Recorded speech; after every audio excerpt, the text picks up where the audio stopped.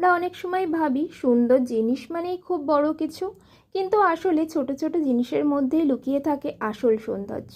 আজ আপনাদের সামনে আমি নিয়ে এসেছি তেমনই একটা ছোট্ট কিন্তু খুবই সুন্দর এবং দরকারি একটা জিনিস।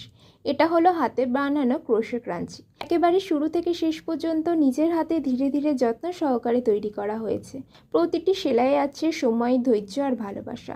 আর সেই কারণে এটা শুধু একটা জিনিস না, একটু আলাদা অনুভূতি। দেখতেই পাচ্ছেন এতে ব্যবহার করা হয়েছে তিনটে সুন্দর রং, পিঙ্ক, সাদা আর গাঢ় নীল। এই তিনটি রং একসাথে এমনভাবে মিশেছে যেটা খুব বেশি চটকদার না, আবার একদম সাধারণও না। এক কথায় খুব এলিগেন্ট আর স্টাইলিশ। আমরা অনেক সময় বাজার থেকে চুল বাঁধা জিনিস কিনি, কিন্তু সেগুলো ব্যবহার করলে চুলে টান লাগে, কখনো কখনো চুল ভেঙেও যায়।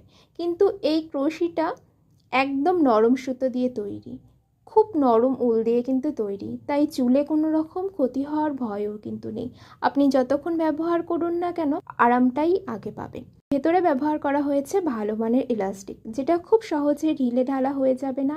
মানে এটা শুধু সুন্দরই না, অনেক দিন ব্যবহার করার মতো। যারা প্রতিদিন চুল বাঁধেন তাদের জন্য তো একদম পারফেক্ট। আর সবচেয়ে বড় কথা, এটা কিন্তু মেশিনে তৈরি না, পুরোটাই হাতে বানানো। তাই প্রতিটি ক্রাঞ্চি একটু একটু আলাদা, একদম ইউনিক। আপনি যখন এটা ব্যবহার করবেন তখন শুধু এটা একটা অ্যাক্সেসরিজ থাকবে না, এটা আপনার নিজের স্টাইলের একটা কিন্তু অংশ হয়ে যাবে। আপনি চাইলে প্রতিদিন এটাকে ব্যবহার করতে পারেন, সাধারণ লোকে ব্যবহার করতে পারেন, আবার কোনো ছোটোখাটো অনুষ্ঠানে ঘুরতে গেলেও কিন্তু এটি ব্যবহার করতে পারেন।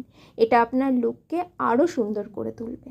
আর যদি গিফট দেওয়ার কথা ভাবেন, তবে এটা একদম পারফেক্ট একটা অপশন।